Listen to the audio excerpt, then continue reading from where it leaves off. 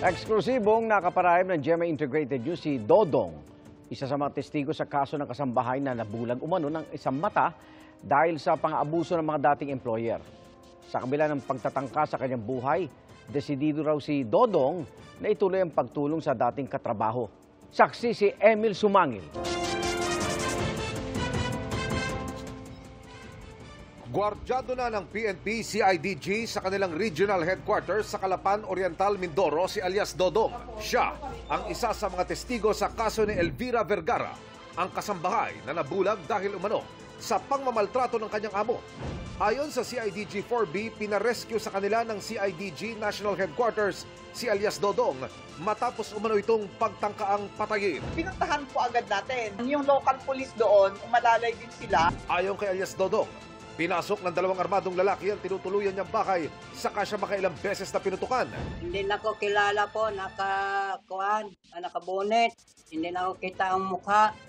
At tanong niya sa akin, dito ka lang pala nakatira eh. Mamaya, putok uli. Putok siya. Tapos na putok, sabi ko, ihi mo na ako. Tahimik lang siya. Tapos, labas ko, na putok siya uli. Sundan ako. Yan, takbo ko sa palayan. Agad daw siyang nakapagsumbong sa Municipal Police Station sa Paluan hanggang sa rumesponde na ang CIDG. Iniimbestigahan na ng CIDG ang pangyayari at inaalam ang identity ng mga suspect.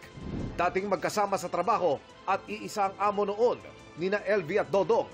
Kaya malaki raw ang posibilidad na may kinalaman ng krimen sa pagtestigo ng biktima sa kaso ng pangmamaltratong sinapit ni LV. Walang ibang makapagpapatunay dun sa maltreatment dun kay LV, kundi itong mga taong ito. Ikinuwento rin ni alias Dodong sa GMA Integrated News kung paano raw pagmalupitan ng kanilang dating amo si LV sa kada ito isasablay sa gawain. Bugbog po, palo, tugtog doon sa may CR, tapos tugtog na CR, sub-sub siya doon sa duro. Yan lang po, nakita ko. Wala pa naman po siyang sabina, wala pang pasabi sa kanya na siya is imbitado sa Senate hearing, but then nasama yung kanyang pangalan, kumbaga siya yung isa sa mga nakasaksi doon. At bukod pa ho sa kanya, meron pang nakuhang testigo yung ating CIDG Occidental Mindoro. So kasama na rin yun sa mga pinakuha namin kagabi.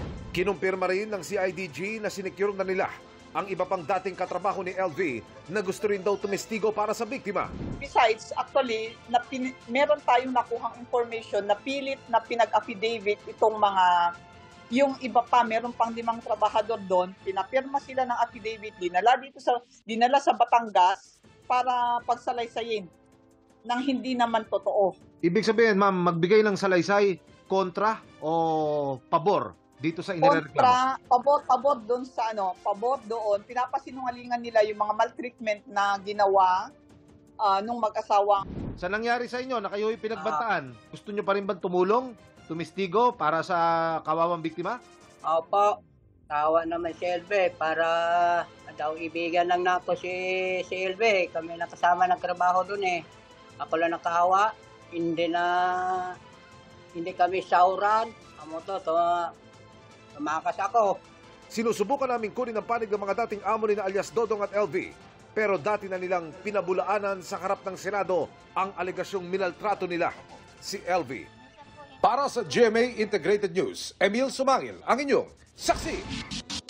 Mga kaibigan, samahan nyo kaming saksiyan ng mga balita. Mag-subscribe sa GMA Integrated News sa YouTube. Para sa mga kapuso abroad, samahan nyo kami sa GMA Pinoy TV at sa www.gmanews.tv.